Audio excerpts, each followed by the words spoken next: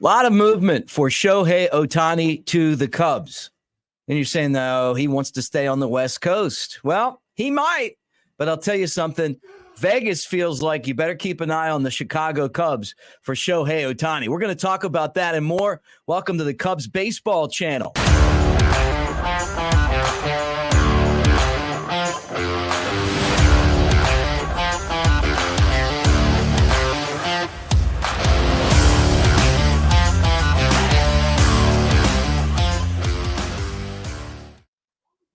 Like and subscribe. Thanks for hanging out. And don't forget that our show is brought to you by the Tennessee Smokies, the Cubs AA affiliate. They just won their first championship in 45 years. They want you to go to the team store, Smokies Baseball /store. All right, he's Chad Anderson. I'm Mick Gillispie. We're talking Cubs baseball, and the story just keeps getting bigger and bigger. Keep an eye on the Cubs. They're going to make a push for Shohei Ohtani, and I think a lot of people are going to be surprised by that. They say, well, he wants to stay on the West Coast, that the Dodgers are the team to beat, Chad, but the smoke keeps coming out that the Cubs aren't going to relent on this guy. No, they're really not. This is one that I'm kind of surprised at how much it continues to develop because, like a lot of Japanese players, they like to stay on the West Coast. And the reason being is the time difference, the quicker travel, things of that sort. It's easier to get back and forth or for family to come visit or see them in action or them to go home. 2 to 3 hours better from a time zone perspective, things like that. And I also just didn't think the Cubs would fork over this kind of money. We don't know what he's going to demand, but we know it's going to be a record contract. And so I just think it's really interesting, but also exciting. And word on the street, Mick, is that Ohtani is not only about the dollar. He is more of where can I go and where are we going to win and where are we going to contend? Because even as popular as he was with the Angels haven't been contenders in quite a while. So obviously the Dodgers are going to always be in the mix as of right now. Yeah. The Mariners play well. You expect the Giants to bounce back with Bob Melvin, but the Cubs seem to be right in the mix with a lot of these teams. Well, he wants to go to an organization that has the money to pay him, but then has the money to also keep the infrastructure. And that was the problem that the Angels had, right? By the time they got done paying him, Mike Trout, Anthony Rendon, they didn't have any money left and they had no infrastructure. And Joe Madden even alludes to it, that there were a lot of problems outside of the superstar player there. And the Cubs have a great infrastructure right now. They got a farm system that's stacked. They've got other players and pieces on this team. And one of the things that makes me feel like the Cubs could be serious about Ohtani is that Scott Boras isn't his agent. Plus, you got the Jason Hayward money coming off, and Marcus Stroman opted out. So you got the money, and then the DH is in the National League now. Remember when he came over the first time, the Cubs made a great push.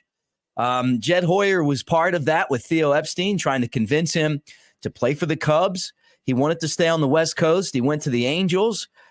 Probably a bad decision if you care about success. Not saying that the Cubs have had much more success, but they were in the middle of winning back then. He probably saw the culture and then, dealing with what he dealt with at the Angels, coming to play for, an owner like Tom Ricketts. And for those of you guys that don't know, he's actually a great owner to play for, to work for. Yeah. People love being around him.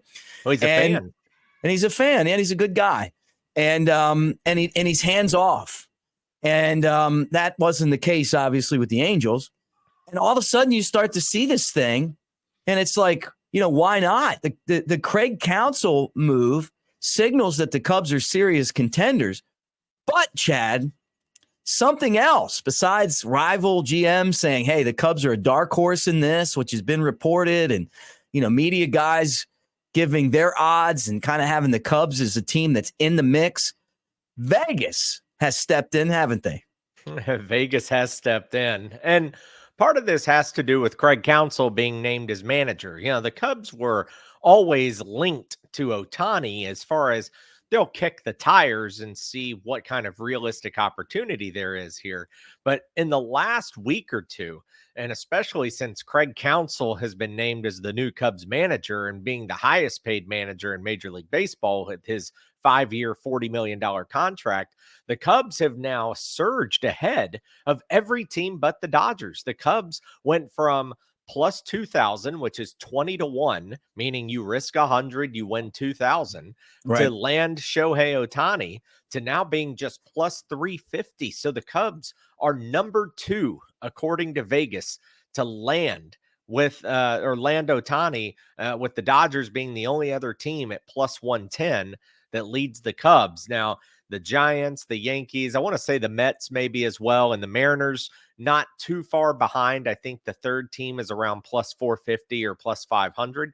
But to see the Cubs surge that way, and from everything I'm reading, the Cubs are making a crazy push and pulling out all the stops, but doing it from a this is why you want to play here approach. And they're doing things like a simulation, a virtual reality, Mick, of walking out to the mound at Wrigley Field with the crowd and everyone going bananas.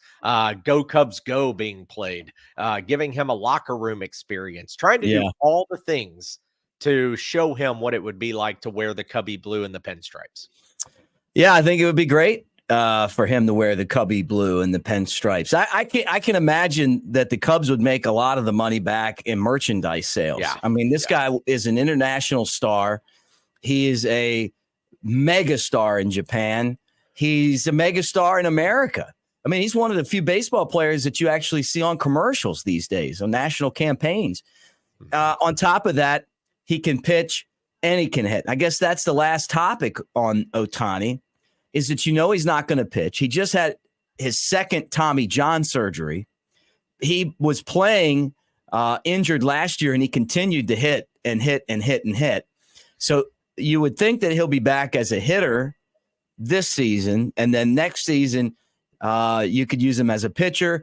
I thought about this. What if you were the Cubs and you said, okay, we're going to do a 6-man rotation, simulate what they do in Japan, or you be smart, use they love the analytics, use the analytics to figure out the way to keep him healthiest and have him pitch, and then have him in the lineup every day as a DH. And unlike someone like Christopher Morel, Shohei Ohtani would be the perfect guy to have in that DH spot. And as good as Bellinger was last year, Ohtani, I mean, you're talking about a different level of star.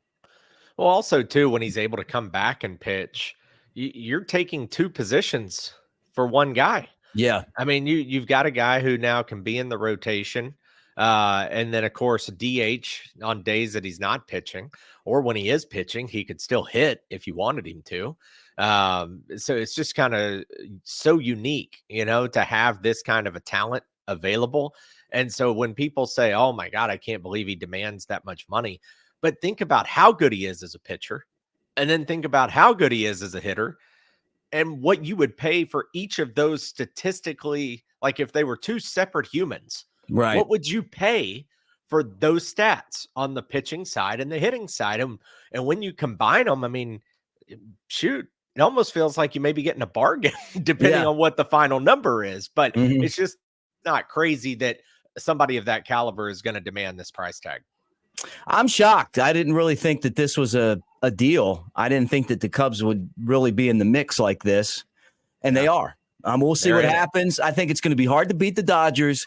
The Dodgers have the resources. He wouldn't have to go far from his team now, but the Cubs are in the mix. I want to remind all of you guys to be part of our channel, like and subscribe, and don't forget that we're brought to you by the Tennessee Smokies baseball team, celebrating their first championship in 45 years. The holidays coming up, whether you celebrate Christmas or Hanukkah, go by the Smokies team store and pick up the championship swag, smokiesbaseball.com/store.